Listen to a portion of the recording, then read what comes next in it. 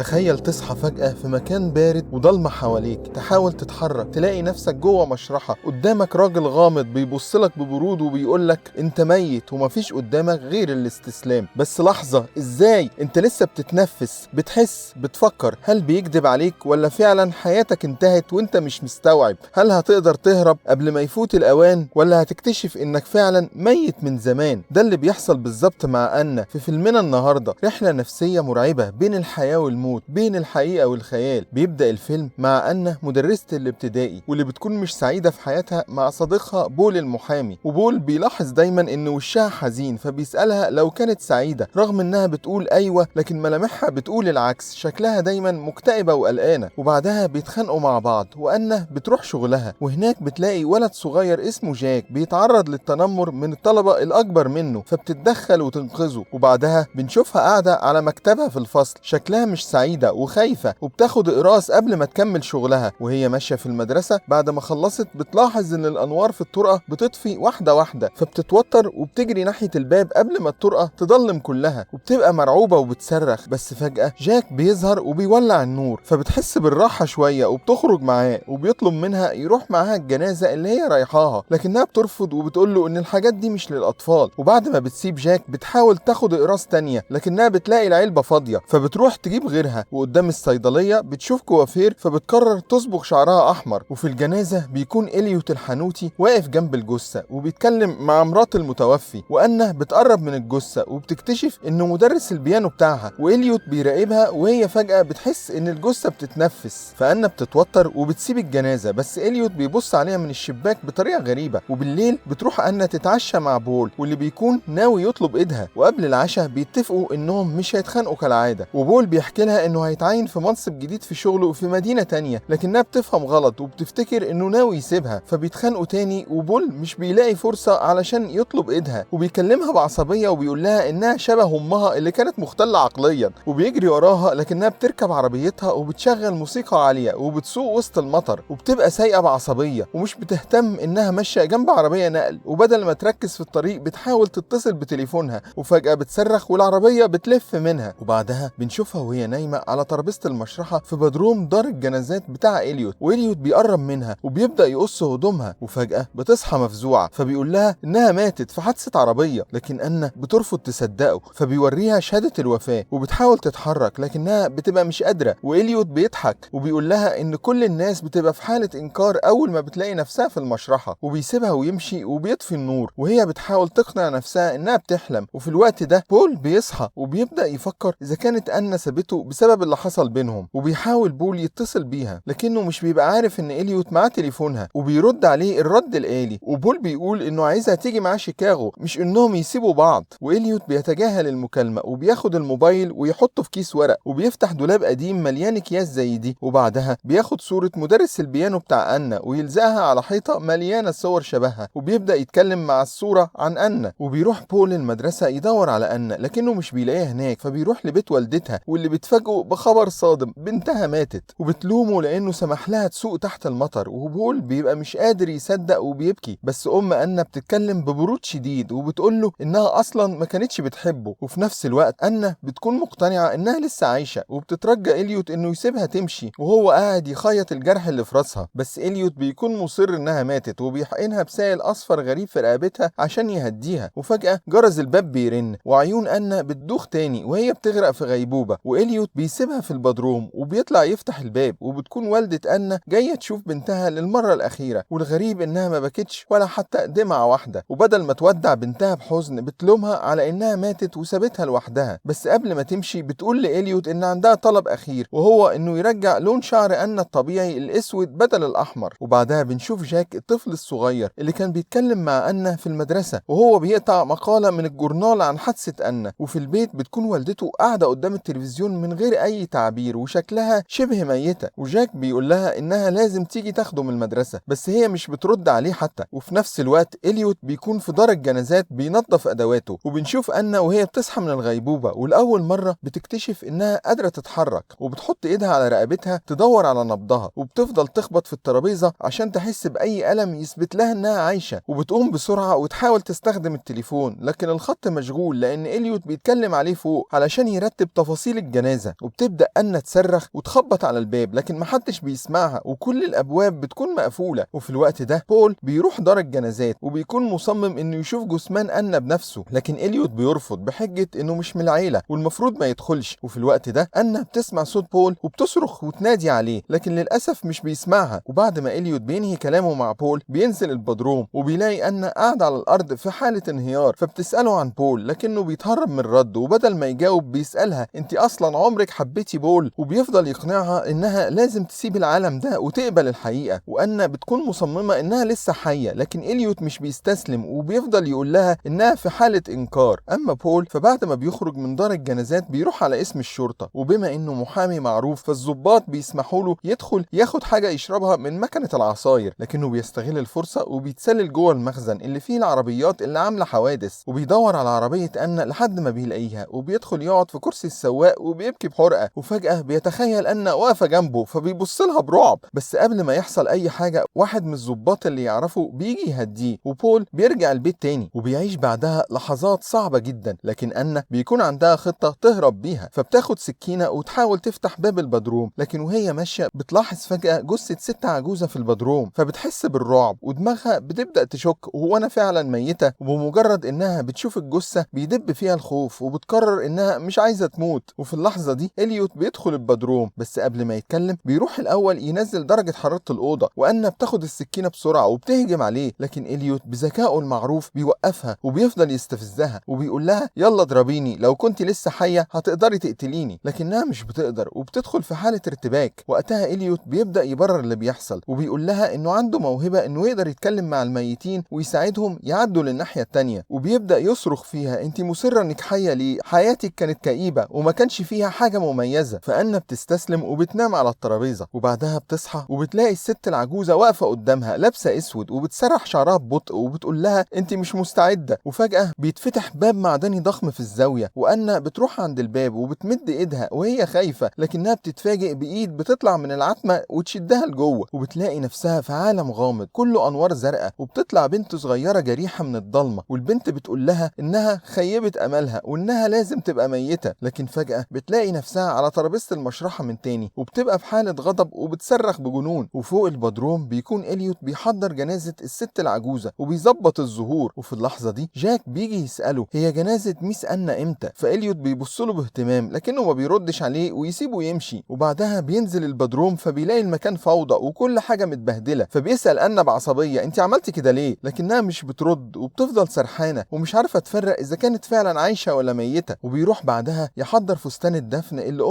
أن اختارته، وأن بتحاول تخدعه بالكلام وبتقدر تسرق مفاتيحه من جيبه من غير ما يحس، ومجرد ما بيطلع بعربيته بتفتح الباب وتجري. لكن إليوت بعدها بيلاحظ إن المفاتيح مش معاه وبيرجع بسرعة في اللحظة اللي هي فتحت فيها الباب الرئيسي، وأن بتجري على المطبخ بسرعة، ولحسن حظها إليوت مش بيشوفها، لكن للأسف بتنسى المفاتيح في الباب، وده معناه إنه مفيش مخرج تاني لأن كل الأبواب مقفولة. وإليوت ما كانش عنده فكرة إن أنا هربت لحد ما بدأ يسمع أصوات غريبة، فبيقرر يفتش البيت. وفي نفس الوقت أنا بتمسك سكينة من المطبخ وبتجري في البيت وهي بتحاول تلاقي أي مخرج، وأخيرا بتلاقي تليفون وبتحاول تتصل ببول، وإليوت بيتحرك بالراحة في البيت وهو بيدور عليها، وبول بيرد على التليفون وأنا بتبدأ تتكلم معاه وتطلب منه المساعدة، لكنه بيفتكره مقلب وبيقفل الخط في وشها. وإليوت بيلاقيها وهي لسه ماسكة السماعة وبيبدأ يقنعها تاني إنها ميتة، وبيقول لها انتوا ليه دايما محتاجين دليل، وبياخدها قدام المراية وهناك بتشوف قد ايه شكلها شاحب، وده بيخلي عقلها يبدأ يشك انها فعلا ماتت. وفي نفس اللحظة جاك الصغير بيكون واقف بره وبيشوف أنا من الشباك، وإليوت بيلاحظ ده لكنه بيبتسم لأنه بيلاقيها فرصة جديدة عشان يتلاعب بالولد الصغير. وبعدها بنشوف أنا وهي بدأت تقتنع بكلامه وبينزلوا البدروم، وإليوت بيغسل شعرها ويرجعه لونه الطبيعي زي ما والدتها طلبت. وبعدها بتيجي لإليوت مكالمة عشان يروح يستلم جثة جديدة ويحضرها للجنازة، وبول بيكون لسه غرقان في الحزن وبيروح لمدرسة أنا عشان ياخد حاجاتها، وساعتها بيلاقي بطاقات بريدية وصور ليهم سوا كانت أنا مصوراها وهم بيتفسحوا مع بعض، وبيفتكر ذكرياتهم مع بعض وعيونه بتدمع، وفجأة بينهار وبيكسر كل حاجة على الترابيزة. وفي الوقت ده إليوت وأنا بيكونوا في البدروم وهو بيحضر الجثة الجديدة، بيخيط بقها وبيحط بلاستيك في عيونها، وأنا بتسأله هو بول عيط لما شافني؟ فإليوت بيكذب عليها وبيقول لها إنه ما تأثرش خالص رغم إن بول أصلا ما شافهاش. وأنا بتسأله ليه الناس بتموت؟ فبيرد عليها لأن الموت هو اللي اللي بيدي للحياة معناها، وبعدها بيحقنها بالسائل الأصفر مرة تانية فبيغموا عليها. وفي المدرسة بول بيقابل جاك، والولد الصغير بيحكي له إنه شاف أنا في دار الجنازات وكانت لابسة فستان أحمر، فبول بيقول له إن أنا أصلا ما كانش عندها فستان أحمر، لكن جاك بيصر إنه شافها. فبول بيفقد أعصابه، ولما جاك بيقول له يمكن لأنك ما بقتش تحبها، بول بيضربه وبيوقعه على الأرض. وفي دار الجنازات بيكون إليوت الحانوتي المريب بيبص على الصور اللي صورها للجثث وبيتكلم معاهم كأنهم بيردوا عليه، وفجأة بيشوف عربية الشرطة واقفة قدام الدار فبيحس بالقلق، والضابط بيخبط على الباب وبيقول له إنه عايز يشوف الجثة. فإليوت بيتراجع للحظة كأنه بيفكر في خطة للهروب، لكن المفاجأة إن الضابط بيطلع أخو المتوفي الجديد وجاي يودع أخوه. فإليوت بيحس براحة وبياخد الضابط معاه للبدروم، وبيروح الضابط يبص على جثة أخوه وبيلاحظ جثة أنا نايمة هناك، وبنشوف ساعتها إن راسها بتتحرك. والضابط بيطلب من إليوت إنه عايز لحظة لوحده مع أخوه، وبمجرد ما إليوت يخرج بيروح الضابط ناحية أنا وبيشيل الملاية من عليها وبيحاول يلمسها، لكن إليوت بيدخل تاني وبيطلب من الضابط يمشي. فالضابط بيمشي وإليوت بيكون غضبان وبيبدأ يحط مكياج على وش الأخ الميت وبيخلي ملامحه شبيهة بالمهرج، وبيتكلم مع الجثة، لكن طبعا مش بنشوف المرة دي أي رد. وفي نفس الوقت جاك مش بيستسلم وبيقرر يزور دار الجنازات مرة تانية، وبيدخل بهدوء لكنه بيتفاجئ بوجود الجثة الجديدة. وساعتها إليوت بيظهر فجأة، وإليوت بيقول للطفل إن الميتين منجذبين ليه لأنه عنده موهبة وإنت كمان عندك الموهبة دي، وبيعرض عليه إنه يعلمه إزاي يستخدم موهبته. وبول وهو سايق في الطريق بيلمح فستان أحمر في محل نفس الوصف اللي قاله جاك، وبيفتكر فجأة إن أنا فعلا كان عندها فستان أحمر زي ده، فبيتحرك بسرعة ناحية دار الجنازات. وهناك بيلاقي إليوت بيقص الزرع، فبينزل من عربيته وبيصر إنه يشوف أنا وبيواجهه بكلام جاك. فإليوت بيقول له إن جاك مجرد طفل صغير بيزور المكان ده كتير وعنده خيال واسع، لكن بول مش بيقتنع وبيدخل البيت وهو بيصرخ باسم أنا وبيجري ناحية البدروم. وفي اللحظة دي أنا بتصحى لكنها مش بتدي أي رد فعل لأنها بقت مقتنعة تماما إنها ميتة. وبول بيخرج بعدها وبيروح للشرطة وبيطالبهم إنهم يفتشوا دار الجنازات، لكن الشرطة مش بتاخد كلامه بجدية لأنهم فاكرينه مجرد شخص حزين بيعاني من فقدان حبيبته. أما في دار الجنازات بتكون أنا نايمة على الترابيزة وإليوت بيجهزها للجنازة، وأنا بتفتح قلبها وبتحكي لإليوت عن ندمها وإنها كانت عايزة حياة مختلفة، وبتقول له إنها عاشت حياتها في روتين وما سمحتش لنفسها تحب لأنها وهي صغيرة اتعلمت إن الحب ما بيجيبش غير وجع القلب. ولما إليوت سألها إيه اللي ممكن يخلي حياتها أحسن ردت ببساطة كنت بس عايزة أبقى سعيدة. فإليوت بيتعصب وبيشكك في حياتها كلها وعلاقتها ببول، وبيفتح لها الباب وبيقول لها تمشي وإن الفرصة جات لها إنها تعيش حياة جديدة، لكن أنا شافت هلوسة مرعبة فوقفت مكانها عند الباب من غير ما تتحرك. فإليوت بيتكلم وكأنه بيثبت وجهة نظره وبيقول لها الناس مش خايفة من الموت، الناس خايفة من الحياة. وبيرجعوا للترابيزة وإليوت بيكمل تجهيزاته للدفنة، وبعدها بيروح يحفر القبر بتاع أنا في المقابر. لكن فجأة جاك بيوصل وبيقول لإليوت إنه عايز يتعلم منه وبيطلب منه النصيحة، وبيبدأ إليوت يشرح له فلسفته في الحياة وبيقول له إنه عنده القدرة إنه يشوف الجثث اللي هم مش شرط يكونوا ميتين لكنهم عايشين من غير هدف وبيخلوا الحياة مليانة بؤس، وبيقول له إن ده شغله وإنه ما عندوش اختيار. والصبح أنا بتكون نايمة في التابوت مستنية التجهيزات الأخيرة للدفنة، وقبل ما تاخد الحقنة بتطلب من إليوت تبص على نفسها في المراية لآخر مرة، فبيديها مراية ولما بتتنفس بتشوف البخار اللي طالع من نفسها بيتكثف على المراية، وساعتها بتفهم إنه كان بيلعب بيها من الأول وإنه كذاب وإن هي لسه عايشة. ولما حاولت تعترض إليوت ضربها بالحقنة فنامت على طول، وبعدها صورها وحط صورتها في ملفه. وفي الجنازة الكل كان بيعيط حتى والدة أنا، وبول بيقرب منها وبيسيب لها دبلة الخطوبة في صباعها، وأول ما بيلمس إيدها بيلاحظ إنها باردة جدا فبيعيط وبيبدأ يصدق إنها فعلا ماتت. وإليوت بيبقى خايف حد يشك في الموضوع فبيقفل التابوت بسرعة، ولما الناس مشيت أخد صورة أنا وعلقها على الحيطة وسط الصور اللي عنده لكل الناس اللي ضحك عليهم وقتلهم. وفي الوقت ده أنا بدأت تفوق جوه التابوت المدفون ففضلت تصرخ وتخبط لكن مفيش حد سامعها. وفي العشاء بول كان شارب جامد ومتضايق جدا ولسه مش قادر يصدق إنها ماتت، فراح يواجه إليوت، بس إليوت بدل ما يطمنه تحداه إنه يروح يتأكد بنفسه إذا كانت أنا عايشة فعلا ولا ميتة، وبيقول له ما عندكش وقت كتير. وبول بيخرج يجري وبيركب عربيته وبيتجه ناحية المقابر بسرعة وبيسوق بسرعة جنونية، وكان وراه عربية إسعاف لكنه مهتمش وكمل طريقه. وفي نفس الطريق إليوت كان قاعد في عربيته مع جاك مشغل موسيقى كلاسيك، والولد بيسأله خلاص كده؟ فإليوت بيرد بكل برود أيوة خلصت كده. وبول أخيرا وصل القبر وبدأ يحفر بجنون وبيفتح التابوت وبيشوف أنا وبيحضنها، بس بعدها بيعرف إنه كان بيحلم، ولما بيفتح بيفتح عينه بيلاقي نفسه على ترابيزة المشرحة، وإليوت واقف فوقه بيقص قميصه زي ما عمل مع أنا. وإليوت بيحاول يقنعه إنه مات، وبيقول له أنت عمرك ما وصلت للمقابر لأنك عملت حادثة في الطريق. وبول بيحاول يعترض لكنه لمح جاك واقف يتفرج، وفي النهاية إليوت بيضربه بالحقنة وبول بيصرخ من الألم. وبكده انتهى الفيلم. ما تنساش تعمل لايك وسبسكرايب وتشوف باقي الملخصات، واكتبوا لنا في الكومنتات ايه الافلام اللي تحبوا تشوفوا الملخصات بتاعتها. سلام.